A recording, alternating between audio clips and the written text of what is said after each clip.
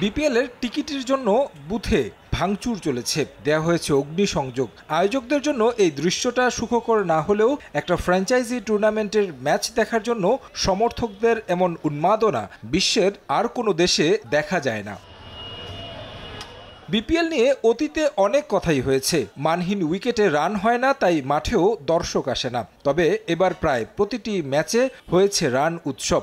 দর্শক ভরা গ্যালারি অন্য উচ্চতায় নিয়ে গেছে বিপিএলকে। পরিবর্তিত পরিস্থিতিতে বিপিএল মাঠে গড়ানো নিয়েও ছিল শঙ্কা, কিন্তু শুধুমাত্র ক্রিকেটারদের কথা চিন্তা করেই সভাপতি ফারুক আহমেদ বিপিএল আয়োজনের চ্যালেঞ্জ নেন। নতুনভাবে বিশ্বব্যাপী ব্র্যান্ডিংয়ের চেষ্টা করা হয়েছে বিপিএলকে। শুধুমাত্র এই টুর্নামেন্টের জন্য স্টেডিয়ামকে সাজানো হয় নতুনভাবে।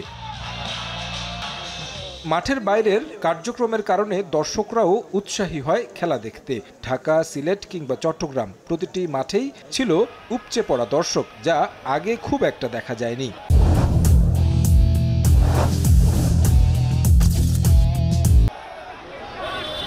টিকিট বিক্রিতেও নতুনত্ব এনেছে ফারুক আহমেদের বোর্ড। প্রায় 60% টিকিটই বিক্রি করা হয় অনলাইনে।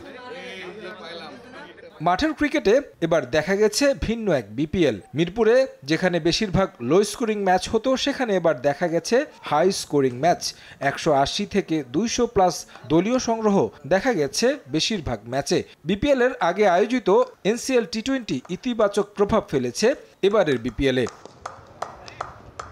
রান কিংবা উইকেট সংগ্রহের তালিকায় আগের আসরগুলোতে যেখানে আধিপত্য থাকত বিদেশিদের, সেখানে এবার জয় জয়কার দেশি ক্রিকেটারদের। তানজিদ তামিম আছেন রান সংগ্রহের তালিকায় সবার উপরে, আর উইকেট শিকারের তালিকায় 22 উইকেট নিয়ে সবার উপরে তাসকিন আহমেদ। আরও বেশ কিছু উদ্যোগ ছিল চোখে পড়ার মতো। বিপিএল কিংবা বিভিন্ন সিরিজে দ্বিগুণ মূল্যে পানি কিনে পান করতে হতো ভক্তদের। সেখানে এবার জুলাই বিপ্লবে শহীদ মুগ্ধকে সম্মান জানিয়ে রাখা হয়েছে মুগ্ধ পানি কর্নার, যেখানে বিনামূল্যে পানি পানের সুযোগ পেয়েছেন সমর্থকরা। জিরো ওয়েস্টেজ কর্নারের মাধ্যমে এবারের বিপিএলে সংগ্রহ করা হয়েছে রেকর্ড পরিমাণ প্লাস্টিক দ্রব্য।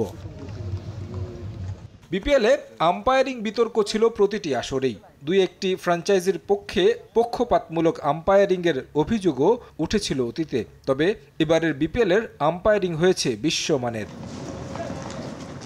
বর্তমানে আরও 3টি ফ্র্যাঞ্চাইজি লিগ চলমান থাকায় এবারের বিপিএলে খুব বেশি বড় তারকা দেখা যায়নি। তবে Jason Roy, Alex Hales, Mohammad নবী, খুশদিল শাহ, শাহিন আফ্রিদিরা মাঠ মাতিয়েছেন। বিপিএল এর অংশ হয়েছেন পাকিস্তানি কিংবদন্তি শহীদ আফ্রিদি ও সাইদ আজমলরা। তাছাড়া কিছু ফ্র্যাঞ্চাইজি মালিকের টালবাহানার কারণে ফারুকের বোর্ডকে পড়তে হয়েছে সমালোচনার মুখে। তাদের বিতর্কিত কর্মকাণ্ড ম্লান করেছে বোর্ডের নেয়া ইতিবাচক উদ্যোগগুলো।